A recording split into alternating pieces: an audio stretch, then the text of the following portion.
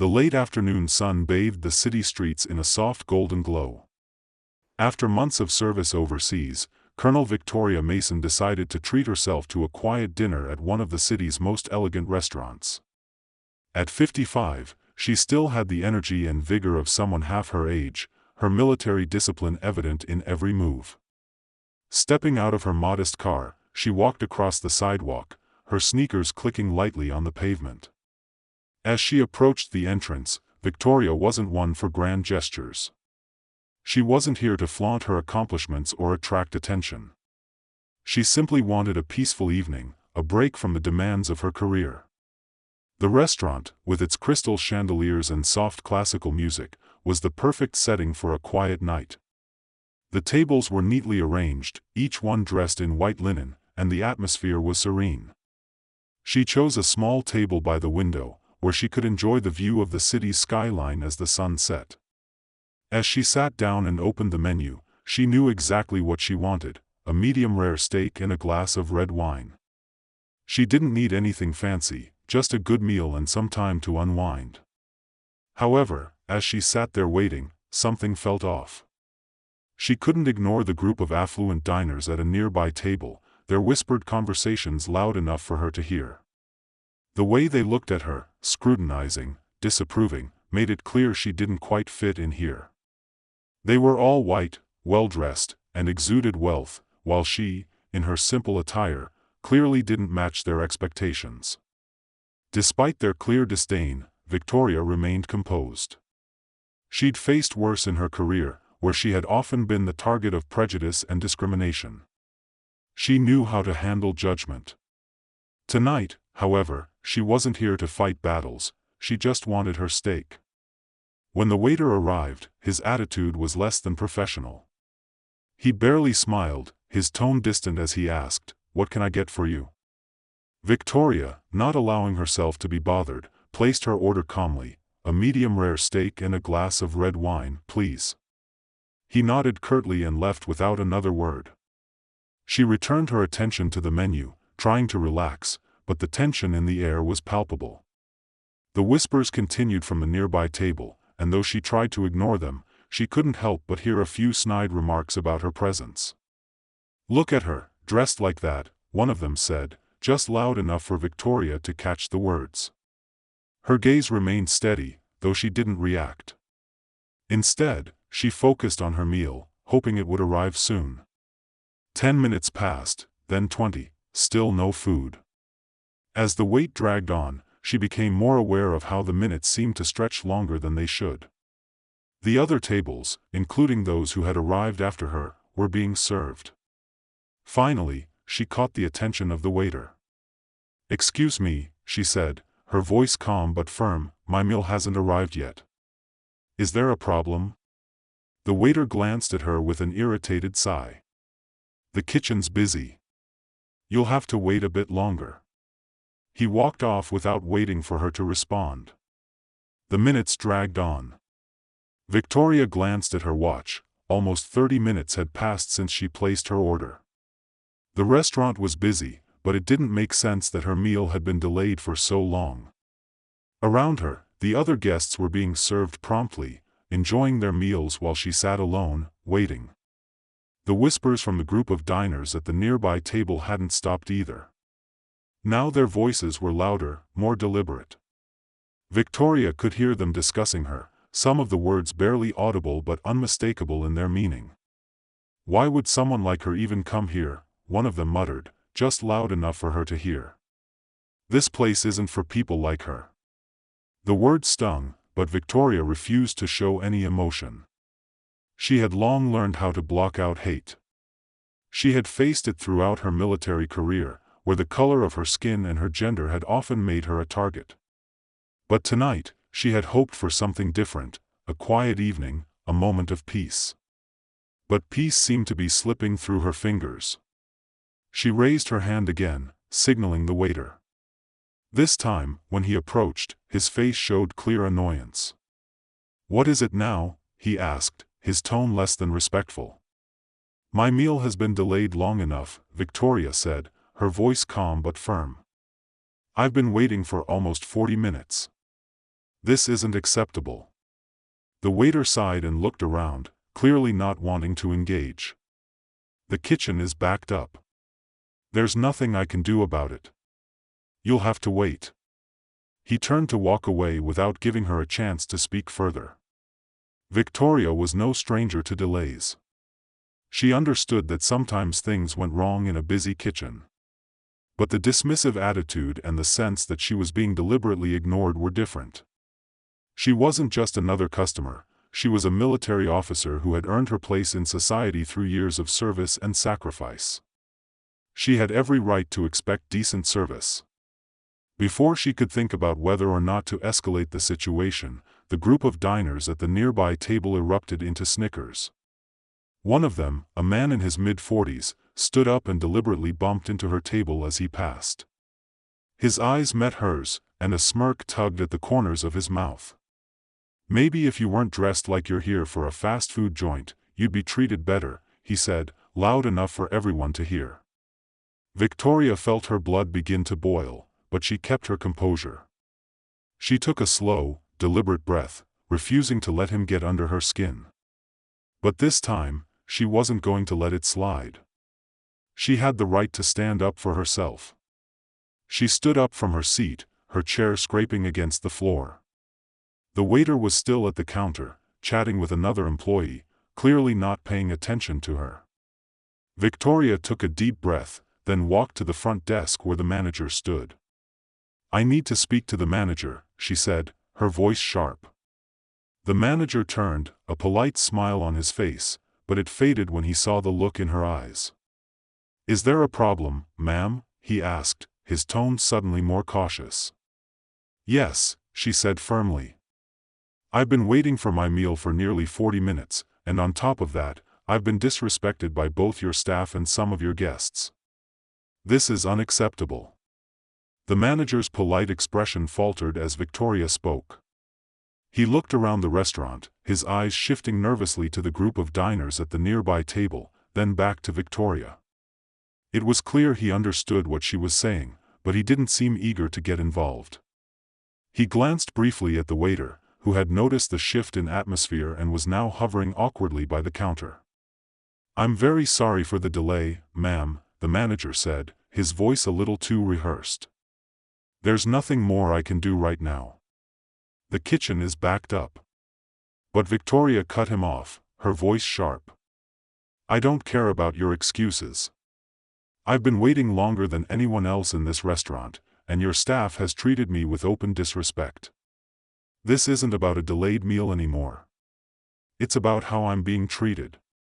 She didn't raise her voice, but there was an undeniable authority in her tone, one that spoke of years of experience dealing with far more complicated situations than this one. The manager hesitated for a moment, glancing at the group of diners, who were now watching the scene with wide eyes. Some of them had already started whispering to each other, and Victoria could feel their judgment, their silent condemnation. "Ma'am, I understand you're upset," the manager said, but Victoria was no longer interested in hearing his apologies. She'd had enough of being ignored, of being marginalized, of being treated like she didn't belong. "No," she said firmly, her voice cutting through his feeble attempt to placate her. "I'm not just upset. I'm insulted. You and your staff need to understand that there is no excuse for the way I've been treated tonight." The waiter, who had been standing in the background, suddenly approached. "Ma'am," he said, his voice defensive, "you don't have to make a scene. If you don't like the service, you can leave." Victoria's eyes locked onto his with a cool, unflinching gaze. His words hit her like a slap, but she didn't flinch. Instead, she stood straighter, drawing on the strength of her military training. "I'm not leaving. I've paid for this meal, and I have every right to be treated with respect. You don't get to decide who belongs here based on what I look like or how I'm dressed." The atmosphere in the restaurant had shifted. The once bustling space now felt tense, charged with an undercurrent of discomfort. The group of diners who had been whispering were no longer laughing or mocking her. Instead, their faces were a mix of curiosity and unease. Victoria could feel their eyes on her, but she refused to let their discomfort sway her. She had nothing to be ashamed of. The waiter, clearly rattled by her unyielding composure, looked at the manager, but the manager, still trying to defuse the situation, didn't move. Victoria's patience was wearing thin, and she knew she had reached her limit. "If you're not going to do anything about this," she said, her voice cold, "I'll take it to the next level. I'll call the authorities." The words hung in the air, heavy and unwavering. It was then that a new voice joined the conversation. A man in a police uniform, who had been sitting at a table nearby, stood up and walked toward her with a stern expression. His uniform was neat, his posture rigid, as though he believed his presence alone would immediately restore order to the situation. "Is there a problem here?" he asked, his eyes scanning Victoria and the manager, his tone authoritative. The other diners fell silent, watching the unfolding drama with rapt attention. Victoria didn't back down. "Yes," she said, her voice steady, "there is a problem. I've been disrespected by your staff, and I've had enough." The officer's eyes narrowed as he assessed the situation, clearly not wanting to get involved in any sort of conflict. "I don't like the sound of this."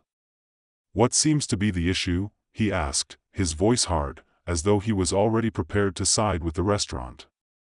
Victoria's eyes locked with his. "I'm simply asking for what I'm owed, a meal and the respect every paying customer deserves. But instead, I've been treated like an outsider. I'm not leaving until this is resolved." The officer's expression hardened, clearly uncomfortable with the confrontation. He crossed his arms over his chest. "It sounds like you're causing trouble. I need to see some identification." Victoria's eyes flicked to the officer's face as he demanded her identification. She could feel the tension in the air, the weight of every eye in the room turning toward her, waiting for her response. For a moment, she considered ignoring the officer's request, but she knew better. This wasn't just about her meal anymore. This was about standing her ground, about showing that she wouldn't be intimidated into submission. With a steady hand, Victoria reached into her purse, her movements slow and deliberate. The officer's eyes followed her every action, his posture rigid and expectant. She could sense the growing unease around her, the subtle shift in energy as the diners began to realize that this wasn't just another customer complaint. When Victoria pulled out her wallet, she didn't just show him a credit card or a driver's license. Instead, she slid a military identification card across the table. It was a simple card, but its significance was undeniable. The officer's eyes immediately dropped to the card, and for the first time, a flicker of hesitation crossed his face. Victoria watched him as his fingers fumbled slightly, unsure of how to react. The once arrogant stance he had adopted now seemed hollow, replaced with uncertainty. She didn't need to say a word. Her uniform, her rank, the history of service behind her, these things spoke for her. But she did speak, her voice clear and resolute. "My name is Colonel Victoria Mason, United States Army. I've served this country for over 30 years, defending the rights and freedoms of every citizen, regardless of who they are or where they come from." Her voice was calm, but the weight of her words was unmistakable. "I don't need to prove anything to you, but if you want to understand who you're addressing, here it is." The officer looked at the card in his hand, his face paling as the realization set in. He opened his mouth to speak, but no words came. The arrogance that had been so apparent in his posture and voice evaporated in an instant. Around the room, a murmur began to ripple through the other diners. Eyes widened, and the group of white guests who had been the source of so much discomfort fell silent. Some even seemed to shrink back, embarrassed by the turn of events. Victoria's calm confidence had shifted the dynamic in the room, and the tables had turned in a way that no one had anticipated. The officer stood frozen, unable to find an excuse for his earlier behavior. It wasn't just the identification that had caught him off guard, it was the realization that he had just tried to intimidate someone who had served their country with honor, someone who had spent her life protecting the very rights he had been sworn to uphold. Victoria, still standing, met his eyes with a sharp, unyielding gaze. "Is this how you use your authority?" she asked, her tone cutting through the tension. "You threaten a woman, an officer in the United States Army, simply because she asked for basic respect? Is this what you believe justice looks like?" The officer's face flushed red, but no words came. Victoria wasn't waiting for an apology, she didn't need one. She wasn't interested in the empty words that would only serve to placate her. What mattered now was accountability. "Call your superior," Victoria said, her voice unwavering. "I want this handled properly, and I want this behavior addressed." For a long moment, the officer hesitated, clearly unsure of how to proceed. But the weight of her words hung in the air, and he finally nodded, his jaw clenched, as he turned to walk away. Victoria didn't move, she didn't need to.